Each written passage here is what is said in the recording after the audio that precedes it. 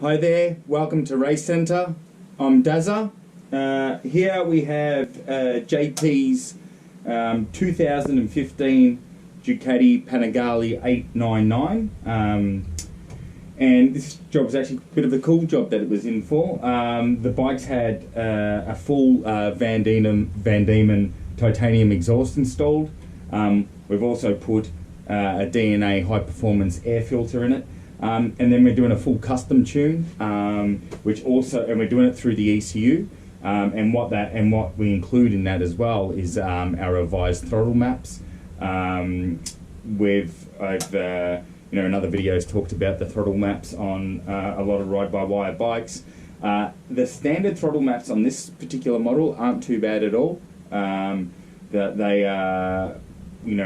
described some other bikes and explained that some bikes that even if you're holding a steady state throttle, as the RPM rises, the throttles open themselves more. This bike does it a little bit, but not heaps. It does it quite a bit at the end of the RPM range, which is related to how the standard engine brake maps work. But it doesn't vary too much. But that said, like we've always said, this concept of throttles opening as the RPM rises by itself is a bit, in my opinion, is a little bit silly. The only thing that should dictate how the throttles open is your hand. And sure, there's some other electronic aids that are used on race bikes and stuff like that, but they shouldn't really, without you being in control of it yourself, they shouldn't be varying the throttle. So what we do is we put completely linear throttle maps in them. We do change how the power delivery, how the power is delivered, particularly low down in the smaller throttle positions, say under 30% twist grip.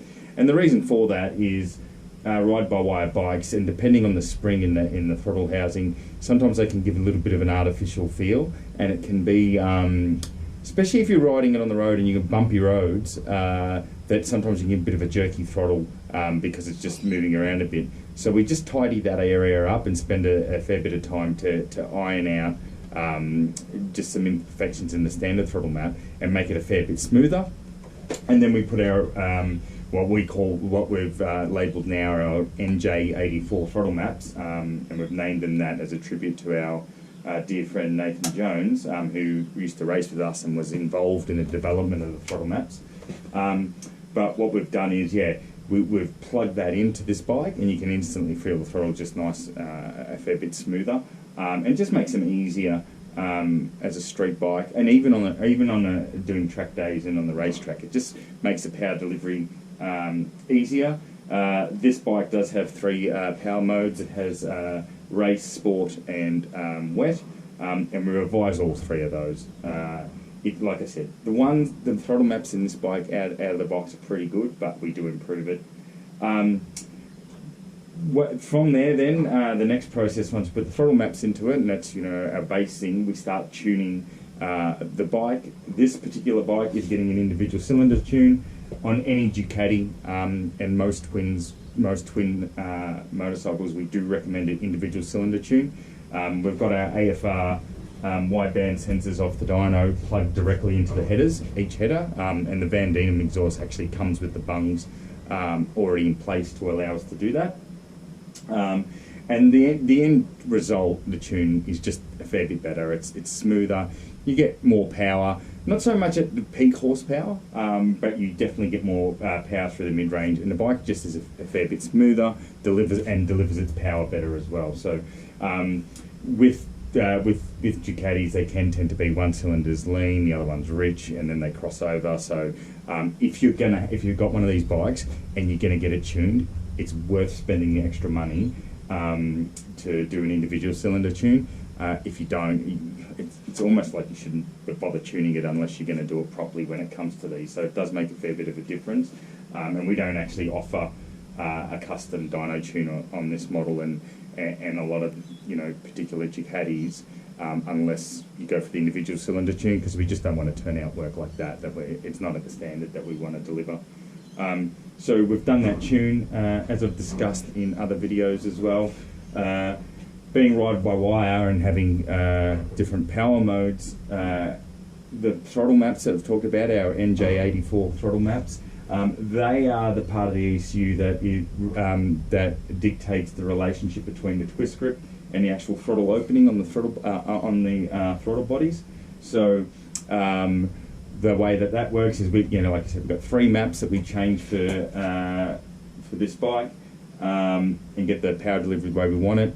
This bike also has the option that if we wanted, we could have different power modes in different gears. We haven't done that, and the reason being is we want the bike to just be consistent and deliver the rider the same type of power all the time, so they can get really used to it, and it becomes intuitive. If the bike's changing different power modes for you, it can be not as intuitive, and unless you're in a race environment with a dedicated electronics engineer with you, it can actually be a bit of a pain in the ass that the bike's not actually behaving the same all the time. So the 3 power maps, like I said, that's that part of the ECU. And then the fuel tune, the traditional fuel tune that we're using our FR sensors for in the headers, that actually works off the throttle bodies themselves. So what that basically means is, because it's off the throttle bodies and the RPM, doesn't matter which power mode that you use, the bike's tuned in all power modes now, because the fuel tune's off the throttle bodies, and it doesn't actually care about where the twist grip is when it comes to the tune. It only cares about where the throttle body is, if that makes sense. So the thing's come up pretty awesome. The exhaust has gone a really nice purple colour, which it does with heat, the titanium exhaust. It actually, you'd be surprised how quickly the colour changes.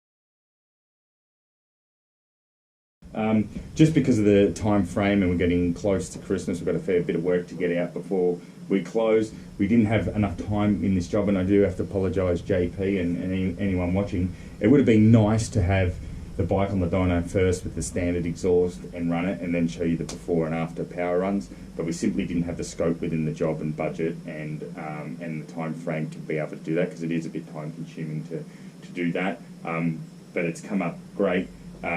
With the tune itself, you don't see massive power gains at 100% throttle, but you'll certainly notice it. The bike, and which is obvious with the full system, it actually was quite a lot of areas that needed a lot more fuel. It was too lean with the full system, but there were also some areas standard where it's just too rich. So we've cleaned all that up. It's come out great. It sounds bloody awesome. So yeah, really happy with it. Another thing too, you probably can't really see up there, but we've got a whole just maybe a little bit of insight for you. We've got, for every particular model, the first time we do one, we actually develop a whole checklist and setup card, and we've got a bit of a dyno program that we run through, because it's like anything. There's so many tuning points on a bike like this that if you're just doing it by memory all the time, you can open yourself up to make mistakes. So we've got a whole checklist program that we run through, and as I'm doing the tune and sitting there on the bike, I'm actually ticking off the steps and processes that I'm doing to make sure that I've got the whole tune covered, and that I'm not getting lost. Sometimes this one's in terms of a ride-by-wire bike, while it's still complex, it's quite simple compared to some of the ones like the latest version V4s and stuff. They're extremely complicated. And when you're doing anything complicated, if you've got a nice checklist that you're going through, ticking the boxes as you go, you're still concentrating on what you're doing, but you've got that aid to help you make sure that you're doing it correctly. And as we go and we learn, we make notes in each of those files. So the next 899 that we've got all that pre-existing notes. So it sounds pretty cool. Yeah, and this bike's going to come off now.